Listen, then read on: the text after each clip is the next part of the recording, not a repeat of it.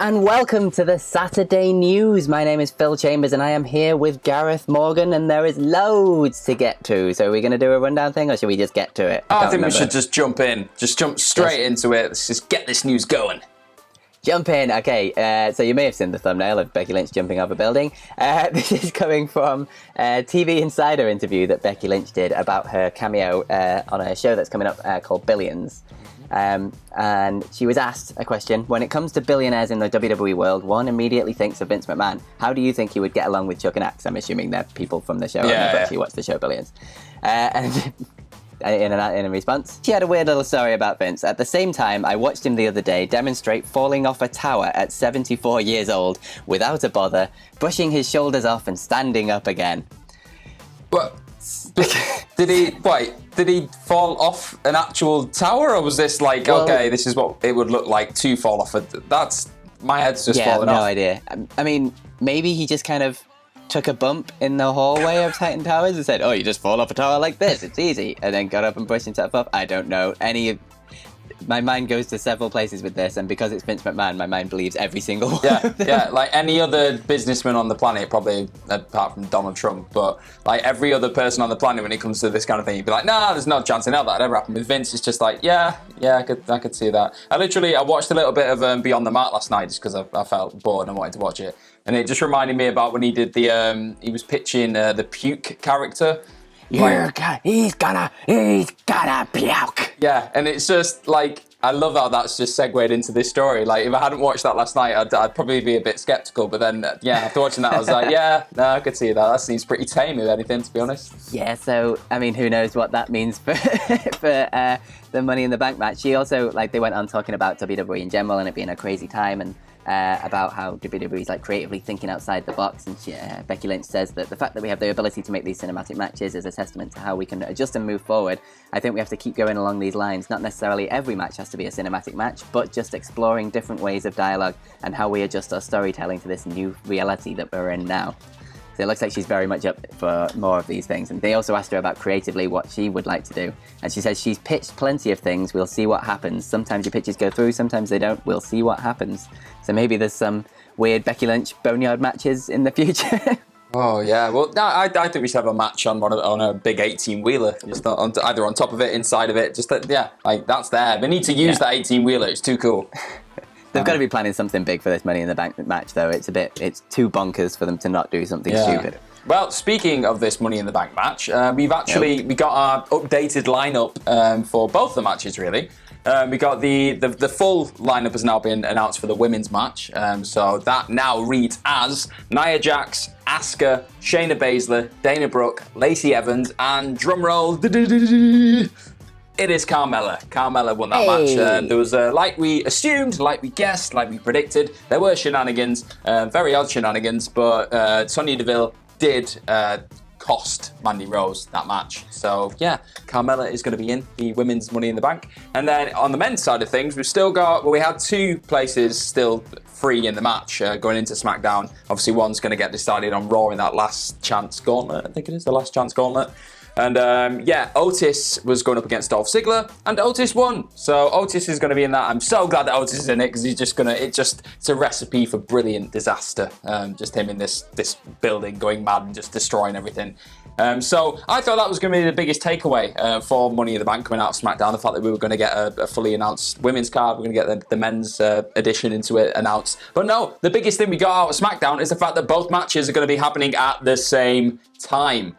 So you got both those briefcases hanging above the building, and because I can't even compute. There's just going to be so many people running through Titan Towers, destroying things, and does this mean that the matches are people could cost each other the match from other matches? It's just I feel like a robot that's malfunctioning now, because there's just so many things that can happen here. What do you think? It's just insane. It's mad, and I absolutely love it. I was wondering this yesterday actually about how they're going to start these matches.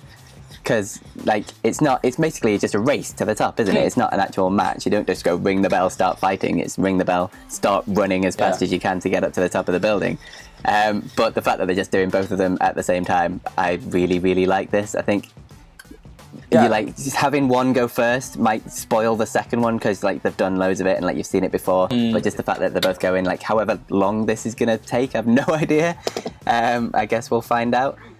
But yeah, I love this. There's so much more they can do with just what's it going to be? 12 people hysterically running around Titans Yeah, house. but for whatever reason, now my mind's just gone to the logistics of there's 2 briefcases up there, so surely whoever gets to the top of there first has to like really meticulously figure out how to get their briefcase off without dropping the other briefcase. What if they grab the wrong one? That's it. So Otis might get a women's world championship match at any point.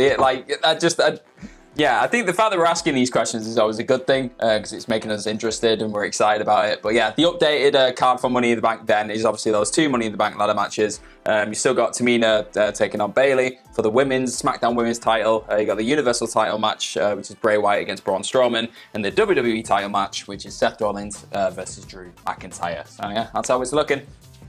Excellent, should be fun. Moving on, I should say that Post Wrestling are reporting that AJ Styles is set to return on next week's Raw. Obviously, he's not been seen since WrestleMania and the whole Boneyard things. But he is also expected to be involved in Money in the Bank. So whether that's if he gets entered into this gauntlet match that's going to be on Raw or something like that and takes the position of Apollo Crews, who knows? But we shall see. Also set for Raw, obviously there's the gauntlet match to see who gets Apollo Crews' spot in the Money in the Bank ladder match. And then we have Brandon Vink and Shane Thorne, MVP's new tag team, taking on Ricochet and Cedric Alexander. We're also getting Drew McIntyre versus Murphy in a non-title match, and the Street Profits versus Viking Raiders in a non-title match as well. I mean, the standout there is just Drew McIntyre kicking Murphy from pillar to post. That's going to be incredible. That's just going to be that's going to be such a good match. But then equally, I really hope that Styles is put into that last chance gauntlet match, purely because I feel like if you look at that men's Money in the Bank ladder match now, it's quite babyface heavy. I mean, like, you can say what you want about Aleister Black, he's kind of a grey area character, but I think he probably does fall more into that bracket. And you got Mysterio, Daniel Bryan, and Otis. So I think you need somebody like, if Styles is still playing a heel, I mean, if he came back, if there was a crowd there and Styles came back during all this, I think we'd be more inclined to cheer him than boo him. It's one of those. But yeah, I feel like they just need a nice injection of just despicableness in that match. Yeah. Be the first time we've seen Styles without the club in a while as well. Yeah, that's going to be, God, you stay away for a couple of weeks, everything changes. Madness. Absolute madness. Yeah, it's going to be a very different landscape for him. It's going to be interesting. Will he try and possibly recruit some new people, make a new club, maybe? That'd be... I quite like Styles as the leader of a faction. I think he really, he's in his element there, just leading a group of when he's got someone else to play off, I think he works a lot better. Yeah, definitely. And then, we've also, off the back of... really SmackDown, because the SmackDown was last night. We've had another odd thing happen from this mystery person, this mystery hooded figure. Obviously, they've not been on SmackDown for the last 2 weeks, I think it's 2 weeks now in a row. But they have been busy. They've been on Twitter. They've been dropping videos, dropping little teases and little tidbits. And last night was no different. They went straight onto Twitter after SmackDown and they posted a bit of a trolling video more than anything, because it had this little GIF and it said loading, and then it had a bar underneath it that was like obviously loading. And when it got to near enough full, it had flashed. There'd be like a little flash of a statement, and then it'd go back to the beginning of the GIF and start again. But then obviously people very quickly paused the screens and everything else, and the message said, the flashing message was, "You have successfully wasted 10 seconds of your life." That's very nice of them. The second L was missing in successfully, which I don't know what that means. That's another weird little tidbit that we need to latch onto. But then the caption of the actual post as well. I had to do this a couple of times because I couldn't actually read it on all the internet forms that I was trying to read it on. But when I put it into a Word document, the GIF little caption, it's loads of random symbols, but if you really look closely onto it, it says final warning, like really weirdly assembled final warning. On the inside of that, so that could suggest that we might be seeing them soon. Like there could be another big message or a big reveal happening, like what happened before the Mandy, the Sonya and Otis Dolph stuff. And more stuff. They've also changed their GPS coordinates on their location. It was once Truth or Consequences, New Mexico, which made us all think, oh, it's Xavier Woods because he was it Consequence Creed. So they've changed that to now Last Chance Cemetery in the city of Last Chance, Iowa. So what does that mean? Does that mean maybe they're going to be in the Last Chance Gauntlet? Maybe? Maybe. And they've changed The Last Chancery? AJ Styles does the Last Chancery, doesn't he? They do, and if AJ Styles is reportedly going to be on Raw, there's another little felt brilliant. There we go. That's another good one. But then they've changed the bio to it was a new host. Watch for the signal. Hear the message. They've now changed it to Redemption. How predictable. So a lot of stuff there from the little message. WWE, I think it's WWE the message. I think it is the message WWE on Twitter. So yeah, loads of stuff to sink our teeth into there. Interesting. We'll have to wait and see how it comes across on TV, I guess. Yeah, I mean, I just hope it's... Well, if it's Woods, Ali, or Shorty G, I'm happy. Any one of those. Yeah. Next up, The Revival. Speaking of tag teams, Fightful Select are reporting that part of the real reason that The Revival were granted their release a little bit early, and more importantly, without the 90-day compete clause, was because they were willing to hand over a bunch of trademarks that they had gotten with their own money privately outside of WWE. And they've been willing to hand them over to WWE as a little parting gift, shall we say. So it seems like the Say Yeah, Top Guys, Shatter Machine, #FTRKO, and No Flips Just Fist trademarks are all going to be heading over to WWE, so they won't be able to use them outside. But I think in terms of The Revival, it's a very, very, very small price to pay to get their freedom and be able to carry on. Notedly, #FTR is not one of them, as they are still continuing to use that since they are The Revolt now, and are very likely to be cropping up on AEW anytime soon. Yeah, it's a shame because, well, not a massive shame because, like you say, it's a small price to pay for them to get out of the company, but there's some really cool little phrases, nicknames, and monikers. You know what I mean? Like the no flips just fist thing. That's brilliant. Like that can cross over into any promotion. The Shatter Machine, they have to change the name of the fit. Like the things that can be very quickly changed and altered, and they can be quite creative and make something new. But yeah, it's interesting that they've used that to sweeten the deal a little bit. Just be like, okay, you say those things, just let us go. Yeah, you wonder whether they were thinking of this all along, because they were like one of the very few people who go out and like get the trademarks for anything they come up with to make sure they own as much as humanly possible outside of WWE. Maybe they knew all along that they could use it as a kind of bargaining chip or something, maybe? Yeah, and it might inspire other stars in that company right now who are feeling a bit, maybe further down the line, maybe not in this current situation, but maybe further down the line, really fancy going. Maybe I should start trademarking a few of my gimmicks and a few things just so I can, use them as a bargaining chip. But if we know one thing from WWE, it is that things don't tend to happen consistently. So it might work for one group, it may not necessarily work for another group, so we'll just have to wait and see. But speaking of a WWE release that happened quite recently, obviously in those Black Wednesday releases, Heath Slater has been in the news today because Cody Rhodes had, obviously AEW Executive Vice President Cody Rhodes, was doing a Q&A on Instagram Live, and he was asked a question on Heath Slater. Obviously he's been asked numerous questions about people who've been released. When are AEW going to sign him up? Because everyone just assumes everyone's going to go to AEW. But they asked him about Heath Slater specifically, and he just outright said, nope, no on Heath Slater. So, pretty devastating there. Just completely cut him off there. I know, it's like, well, the Heath's brilliant. Like, he's one of the most consistent, performers that WWE have had for years. Like, he's just such a good, safe pair of hands. But yeah, he said no. But then Slater's come out on Twitter and he said, damn, nope on Heath, as in obviously referencing what he said. I know you are a new businessman, but that was a bad business decision, Cody Rhodes. So I think we're finally going to get healed Heath Slater again. I love it. He's fighting up against the system. You've got to think, though, as well, AEW can't hire them all. There was quite a lot that got released. And especially now with the sort of world situation as it is, there's no way they can hire them all. They're going to cherry pick. They're going to get the best ones. They're going to get the ones that have an instant impact, they feel, on ratings and the TV product.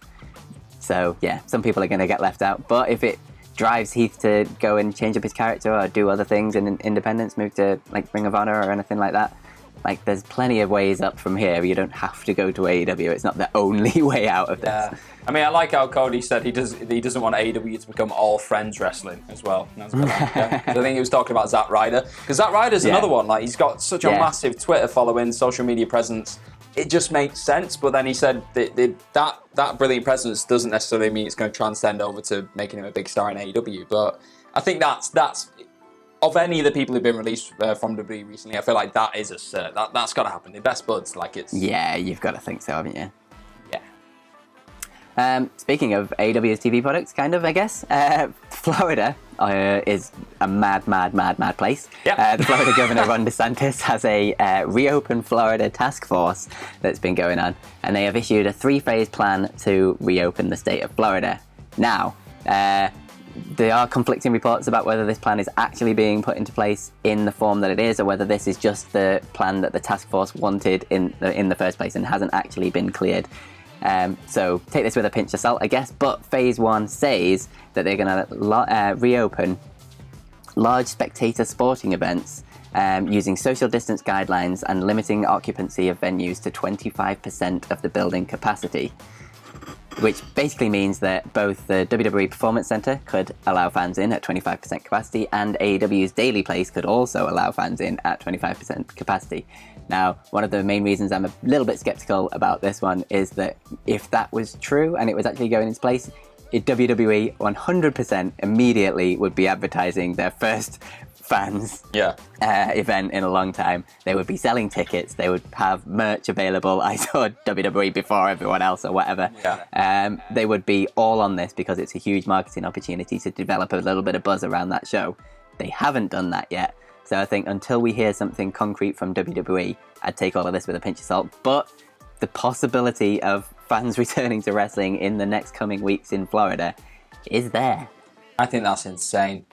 Yeah. Honestly, it's like, I mean, the fact that it's been deemed essential business in the first place is insane in its own right, and it's something that it's obviously drawn its fair share of criticism over the last couple of weeks. But this is the fact that they're going to have 25% full arena, 25% capacity, yeah. So I don't know how much. That's not going to be a huge amount of people like in the Performance Center, but I mean, it's still better than nothing. I mean, it is, but in a sense, I think it'd look odd in the first place because I'm assuming that they'll have people within 2 meters of each other going around. Yeah, have to separate all of the chairs quite a lot, I guess.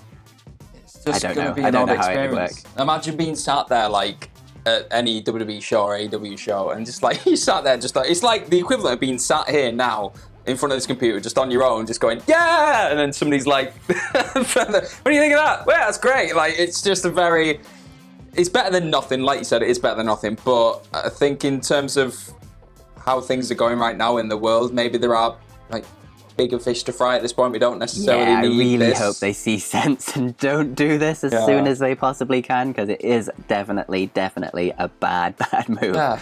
But obviously AEW have run out of their taped shows as well coming up soon, so they're going to be going back to filming more shows. So, I mean, never say never. It's wrestling, isn't it? At the end of the day. It is. It really is. But I just think this might be. Oh, you'd hope they'd see sense, but I feel like that ship has sailed a long time ago.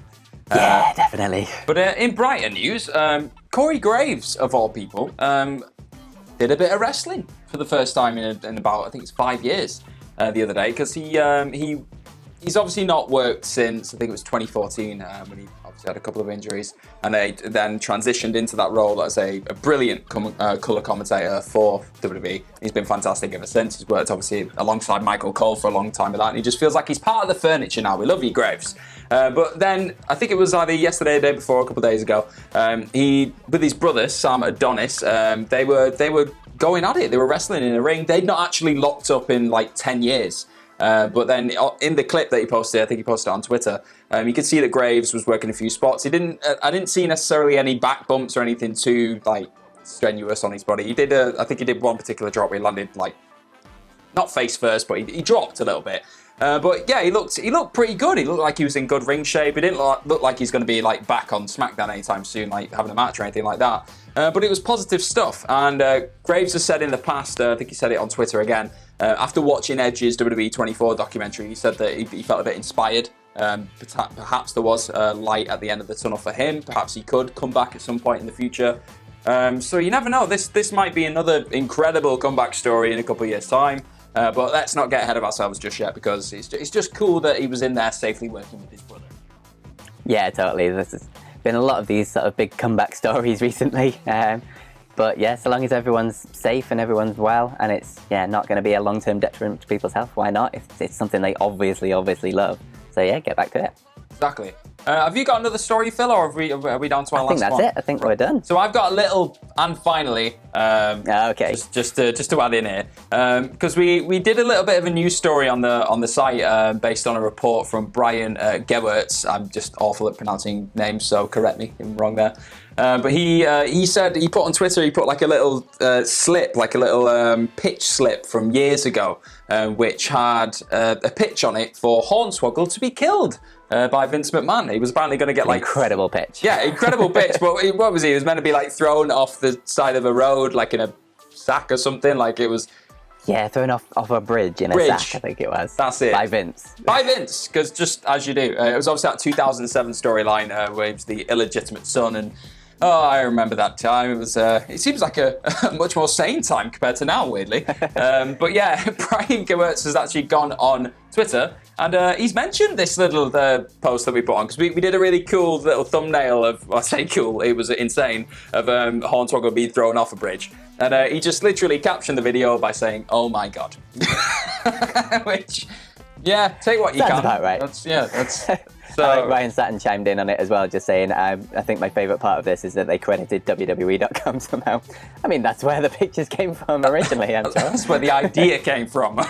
So it's going to go there. So, yeah, madness, absolute madness. But yeah, nice little shout out there from Brian Gewirtz in a way. So, yeah, just thought we'd let you know. Fun times, and that is the end of the Saturday news. Thank you so much for watching. Follow us all on Twitter, even. Get through all my things there. You can follow everyone at WhatCulture at WhatCulture WWE. You can follow me at Phil My Chambers, and you can follow Gareth at GMorgan04. And you can follow my dog on Instagram, or at least it's mainly pictures of my dog at Phil My Chambers. Did not see the dog pop up. That's cute. And yeah, that's about it. Make sure to subscribe to the video, like the video, comment below what you think of all of today's news stories. And yeah, most importantly, everyone just stay safe, stay at home, and have yourselves a bloody good day. See you later. Bye. Say bye, Salty. Bye. My heart.